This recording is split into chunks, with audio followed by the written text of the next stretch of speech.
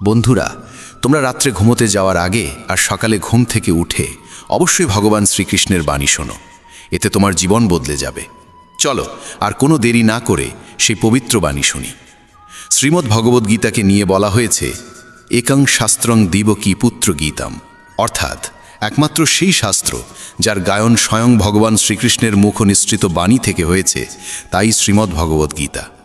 যখন মহাভারতের যুদ্ধক্ষেত্র কুরুক্ষেত্রে অর্জুন অস্ত্র তুলে নিতে দ্বিধাগ্রস্ত হয়ে পড়েছিলেন, তখন ভগবান শ্রীকৃষ্ণ নিজ মুখে যে শাস্ত্রের গীত গেয়েছিলেন, সেই মহাদিব্য উপদেশই শ্রীমদ্ ভগবদ্গীতা নামে পরিচিত। এর মাহাত্ম্য অপার, অপরিমেয়। এর প্রকৃত মাহাত্ম্য কেউই পুরোপুরি বর্ণনা করতে পারে না। শেষ, মহেশ, গণেশ পর্যন্ত এর সমস্ত গুণগান সম্পূর্ণরূপে প্রকাশ করতে পারেন না। তাহলে আমরা সাধারণ মানুষ তো আরও সীমাবদ্ধ। এমন বলা হয়ে থাকে, যে ঘরে প্রতিদিন শ্রীমদ্ ভগবদ্গীতার পাঠ হয় কিংবা তা শোনা হয়, সেই ঘরে স্বয়ং শ্রীকৃষ্ণের আগমন ঘটে। এই গীতাকে পৃথিবীর প্রতিটি মানুষের পড়া ও বোঝা একান্ত প্রয়োজনীয়, যাতে তারা জীবনের সুখ, শান্তি ও সফলতা লাভ করতে পারে। শ্রীমদ্ ভগবদ্গীতায় মোট 18টি অধ্যায় রয়েছে এবং এই 18টি অধ্যায়ে মোট 700টি শ্লোক রয়েছে। এই কারণেই আমরা আজ শ্রীমদ্ ভগবদ্গীতার ঐশ্বরিক জ্ঞান থেকে অনুপ্রাণিত হয়ে 151টি গুরুত্বপূর্ণ ভাবনার কথা জানব, যেগুলো আমরা খুব সহজ ও সরল ভাষায় তোমাদের বোঝাতে চেষ্টা করব। আর আমাদের পূর্ণ বিশ্বাস, প্রতিদিন এই ভাবনাগুলি শ্রবণ করলে তোমার জীবনের বর্তমান এবং ভবিষ্যতের সমস্ত সমস্যা থেকে মুক্তি লাভ সম্ভব হবে। চলো শ্রীমদ্ ভগবদ্গীতার সেই সবচেয়ে শক্তিশালী 151টি ভাবনার দিকে এগিয়ে চলি এবং সেগুলিকে আমাদের জীবনে গ্রহণ করার চেষ্টা করি। শ্রীমদ্ ভগবদ্গীতার প্রথম ও সর্বাধিক গুরুত্বপূর্ণ উপদেশ হল কর্মই সর্বোচ্চ ধর্ম। ভগবান শ্রীকৃষ্ণ গীতায় অর্জুনকে উপদেশ দিয়ে বলেন, মানুষ জন্ম নিয়েছে কেবল কর্ম করার জন্য, আর কর্ম ছাড়া কেউ কখনো থাকতে পারে না। মানুষকে ফলের চিন্তা না করে কেবলমাত্র নিজের কর্তব্য পালনে মনোনিবেশ করা উচিত। সবসময় সৎকর্ম করা উচিত, কারণ কর্ম সেই ফসল যা মানুষকে যেভাবেই হোক কেটে নিতে হবে। যেমন কর্ম হবে ঠিক তেমনই তার ফলও হবে। কর্মের হিসেব খুব সহজ। ভালো করো, ভালো ফল পাবে; খারাপ করো, খারাপ ফল পাবে। মানুষ যে রূপে ঈশ্বরকে স্মরণ করে, ঈশ্বরও তাকে সেই রূপেই দর্শন দেন। নিজের শক্তিকে দুশ্চিন্তায় ব্যয় না করে সমস্যার সমাধান খুঁজতে ব্যবহার করাটাই বুদ্ধিমানের কাজ। অসৎ জিনিস দেখা আর শোনা থেকেই আসলে অসৎতার শুরু হয়। যে মানুষ এই মূল্যবান মানব জীবন পেয়েও ঈশ্বরের নাম কীর্তন করে না, সে দুর্বুদ্ধি মানুষ, যিনি মোক্ষের সিঁড়ি পেয়েও সেটায় চড়ার চেষ্টা করে না।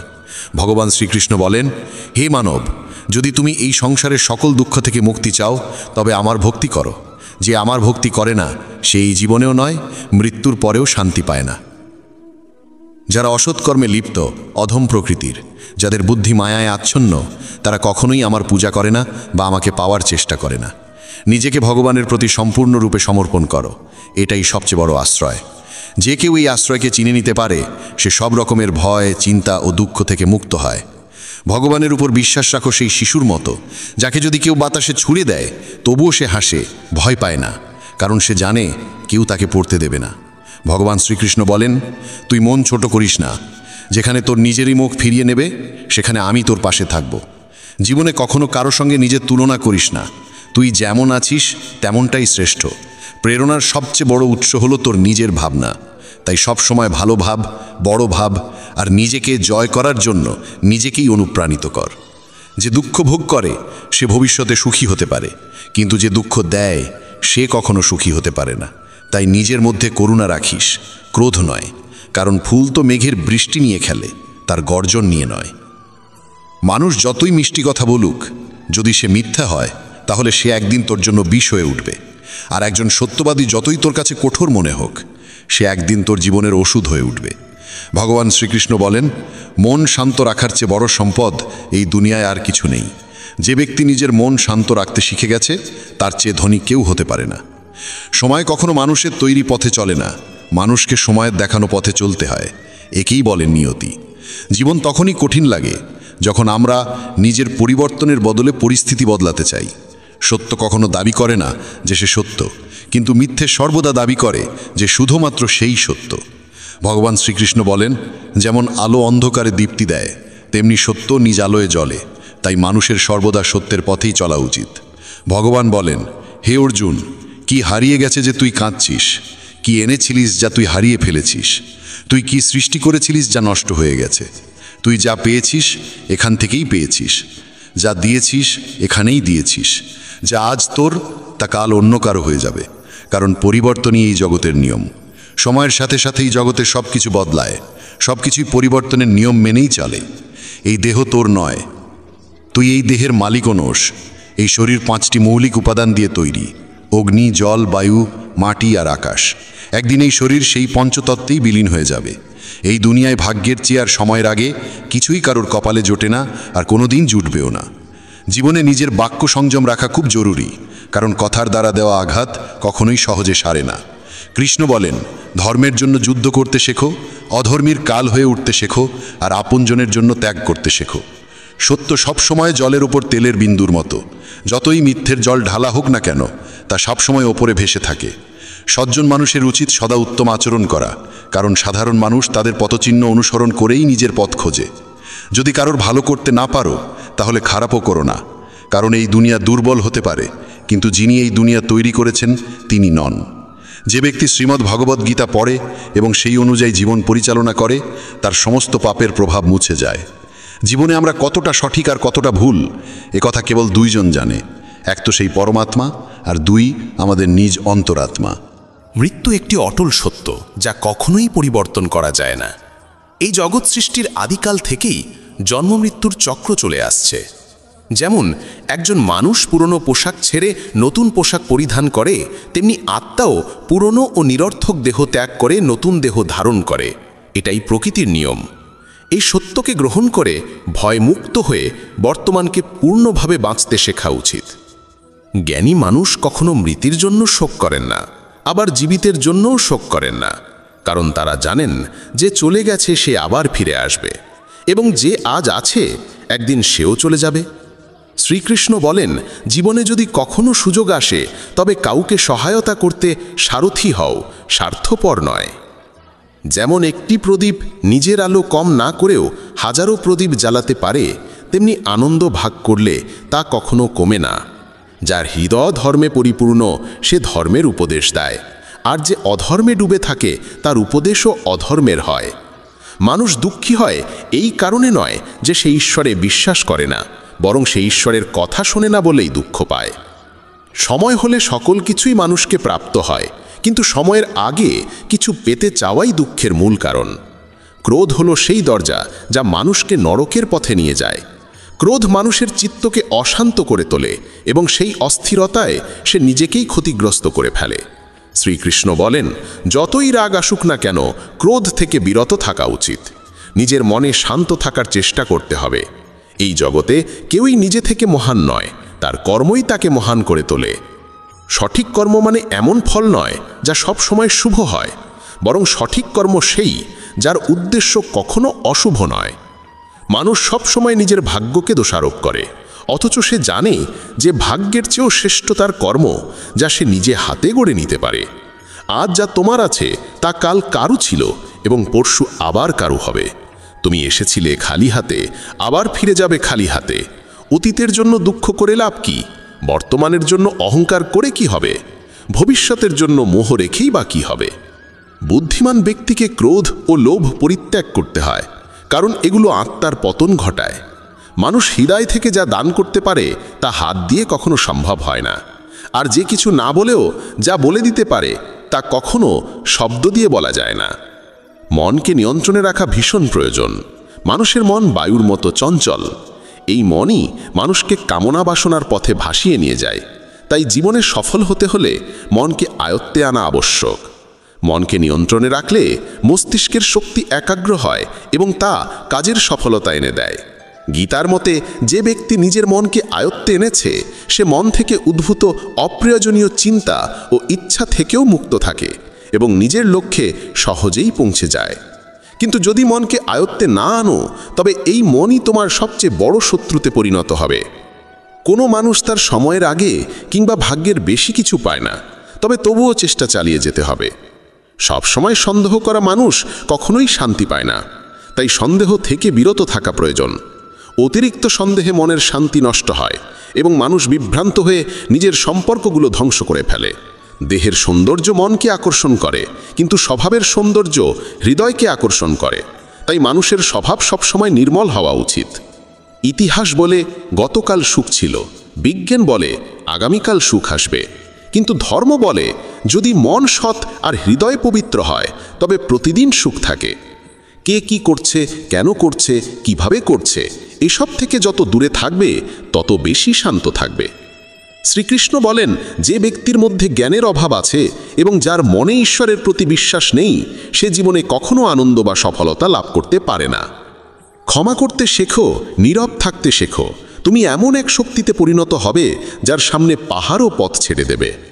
বেশি খুশি হলে বা বেশি দুঃখে থাকলে কোনো সিদ্ধান্ত নেওয়া উচিত নয়, কারণ এই দুই অবস্থায় মানুষ কখনো সঠিক সিদ্ধান্ত নিতে পারে না। কানহা বলেন, যখনই এই পৃথিবীতে পাপ, অহংকার ও অধর্ম বৃদ্ধি পাবে, তখনই আমি তার বিনাশ করতে এবং পুনরায় ধর্ম প্রতিষ্ঠা করতে অবতার গ্রহণ করব। যারা আত্মিকভাবে জাগ্রত তাদের পথ হচ্ছে নিঃস্বার্থ কর্মের, যারা ঈশ্বরের সঙ্গে যুক্ত তাদের পথ স্থিরতা ও শান্তির। মোহই পতনের কারণ, মানুষের সমস্ত দুঃখের মূল হচ্ছে তার মোহ। যত বেশি মোহ করবে তত বেশি কষ্ট পাবে। পশ্চাত্তাপ অতীতকে পাল্টাতে পারে না এবং চিন্তা ভবিষ্যৎকে গড়তে পারে না।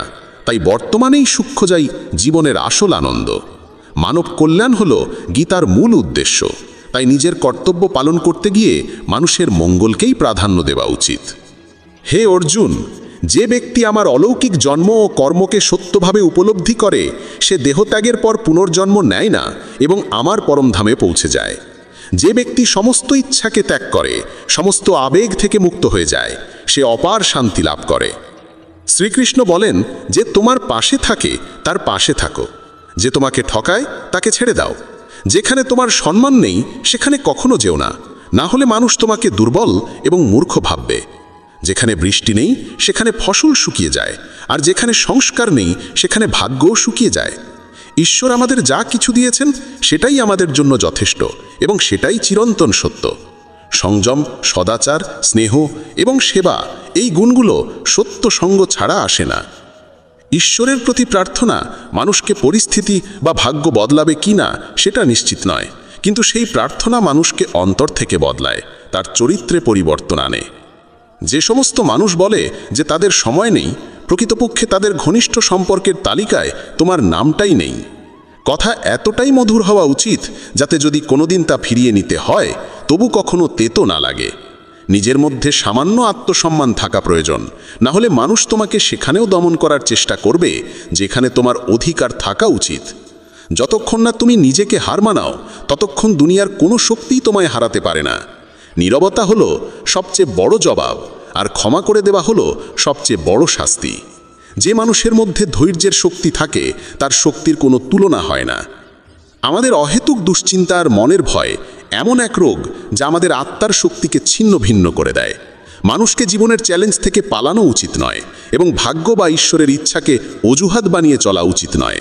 দুর্বল তুমি নও, তুমি তো সময়ের সন্তান, আর সময় কারোর এক জায়গায় থাকে না। তুমি শুধু তোমার কর্ম করে যাও। যে কখনো সংকট দেখেনি সে নিজের শক্তির আসল পরিচয় জানে না। যে মানুষ অন্যের কষ্ট বোঝে, যার মধ্যে দয়া আছে, যার হৃদয় ভালো, তাদের আবার জন্ম নিতে হয় না। কাউকে কিছু দিয়ে অহংকার করো না, কে জানে তুমি দিচ্ছ না, শুধু আগের জন্মের ঋণ শোধ করছো।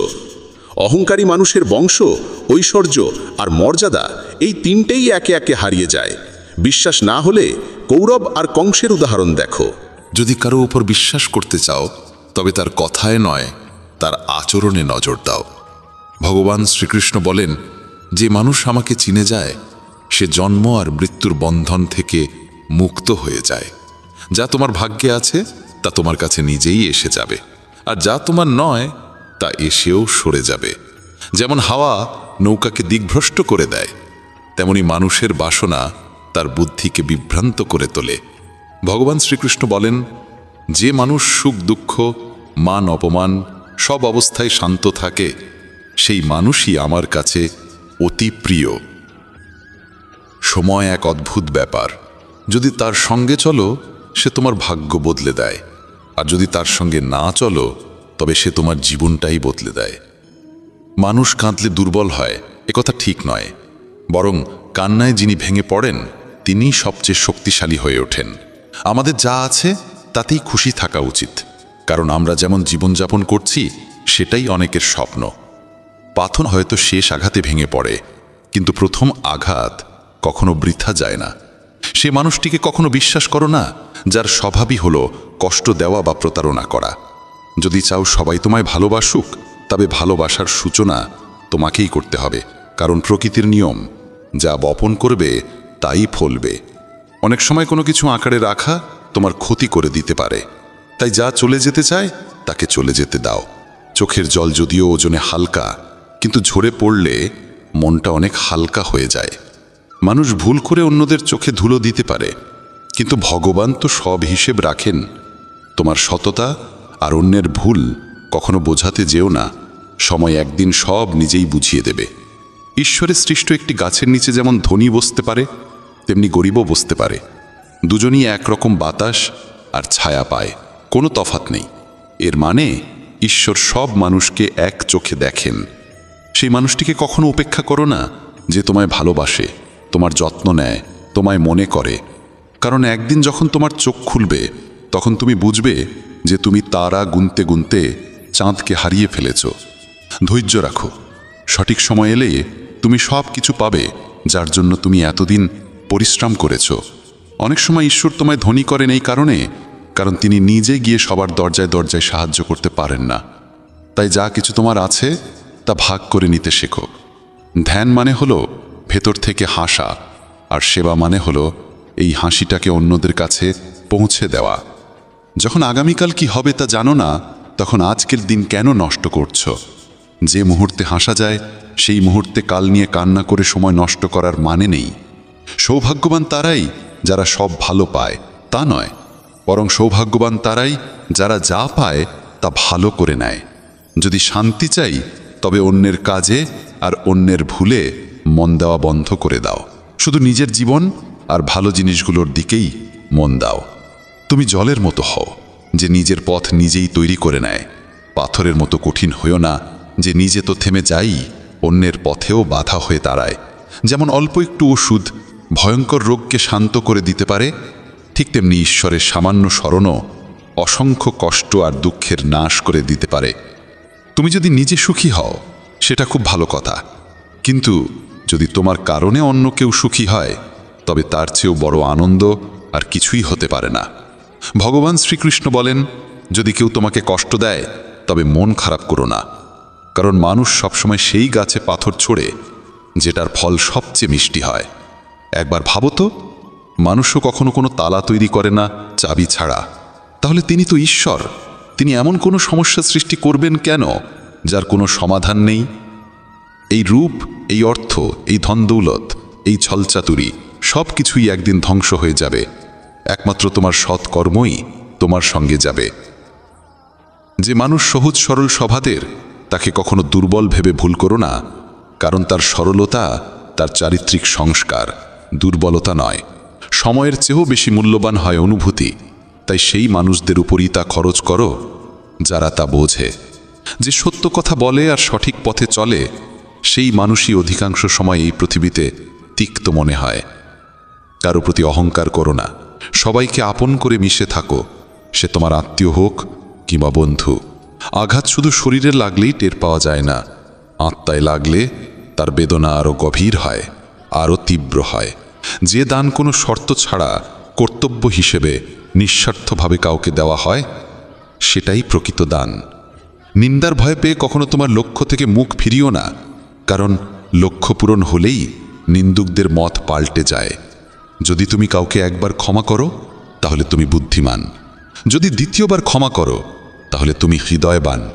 কিন্তু যদি তৃতীয়বারও তাকে ক্ষমা করো, তাহলে তুমি এই দুনিয়ার সবচেয়ে বড় মূর্খ। জীবনের সবচেয়ে দামি জিনিস হলো তোমার বর্তমান। একবার সেটা চলে গেলে পৃথিবীর সমস্ত ধন সম্পদ দিয়েও আর তা কেনা সম্ভব নয়।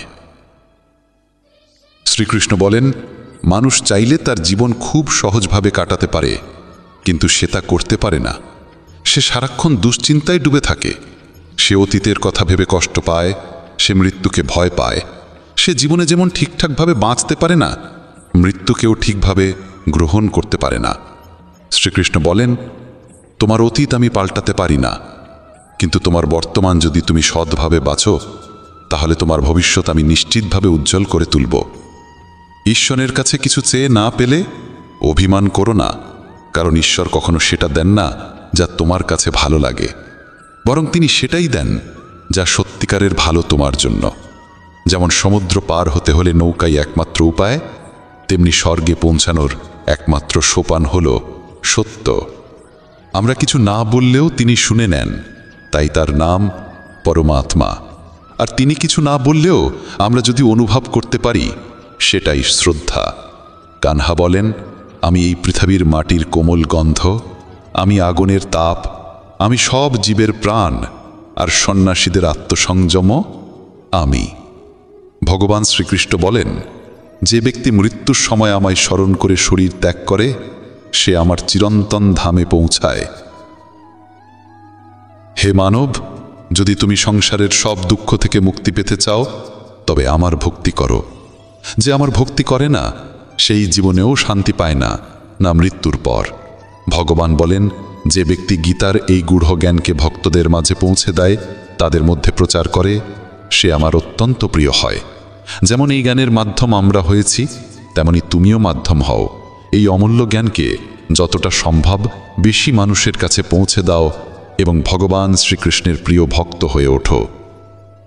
বন্ধুরা, যদি ভগবান শ্রীকৃষ্ণের এই বাণী তোমার ভালো লেগে থাকে, তবে মন্তব্যে জয় শ্রী রাধে কৃষ্ণ লিখতেই হবে।